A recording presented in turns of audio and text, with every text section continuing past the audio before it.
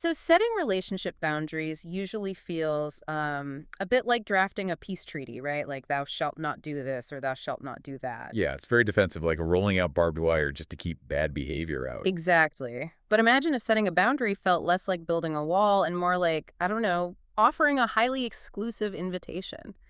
That's the core of today's deep dive for you today. We're looking at a fascinating source document called Text. Right. And our mission today is unpacking 4 unconventional moves for maintaining emotional safety and attraction when, things get really high intensity. Yeah, because instead of setting rigid, demanding boundaries, these moves completely flip the script.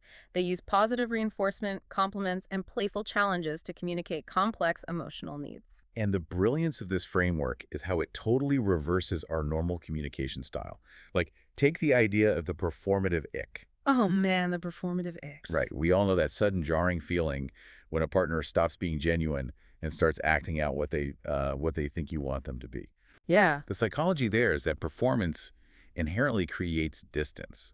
You're no longer connecting with a person, you're just watching a show. Which brings us to the keep it real rule. You actually turn your boundary against fakeness into a compliment. You tell them, hey, I'm into you, not a character. Exactly. It's basically classic positive reinforcement, like praising someone for just being their natural self rather than critiquing a performance.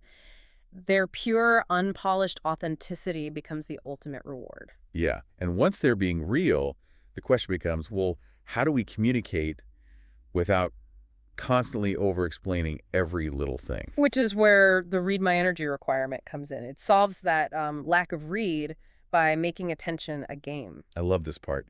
You challenge them to read your body language and recognize when you're off. You say something like, I need someone who can sense the difference between me having a good time and me being off without me explaining it every 5 seconds. Think you can keep up? Yes. Framing that nonverbal intuition as a challenge completely removes the heavy, nagging feeling of demands because, saying you never pay attention to my body language makes people instantly defensive. Oh, totally. Nobody likes being nagged.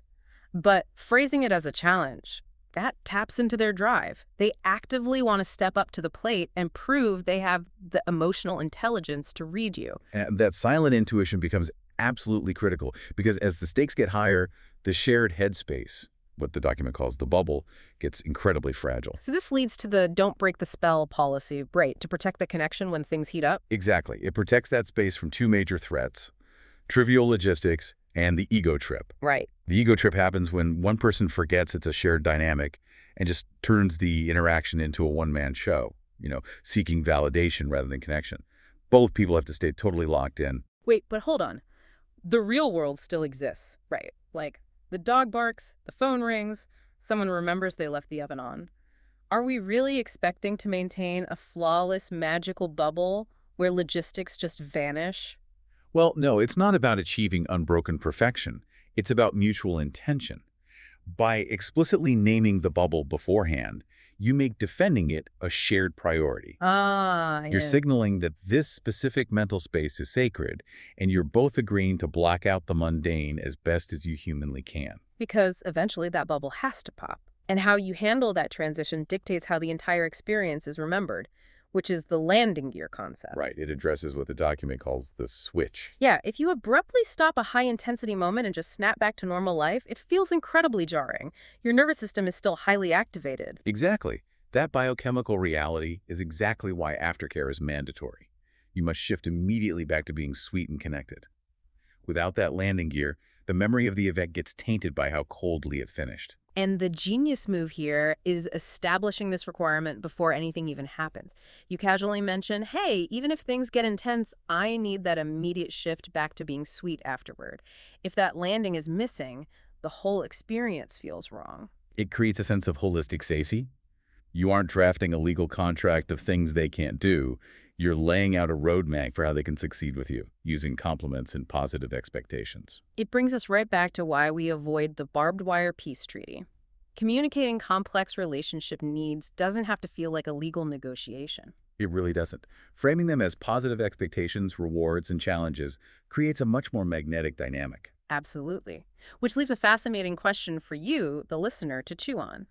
If flipping rigid boundaries into compliment-based expectations works so flawlessly for intense romantic dynamics, could this exact same psychological framework completely change how you negotiate boundaries in your everyday friendships? Or even at work. Right. Imagine bringing that energy to the office. Definitely something to explore on your own.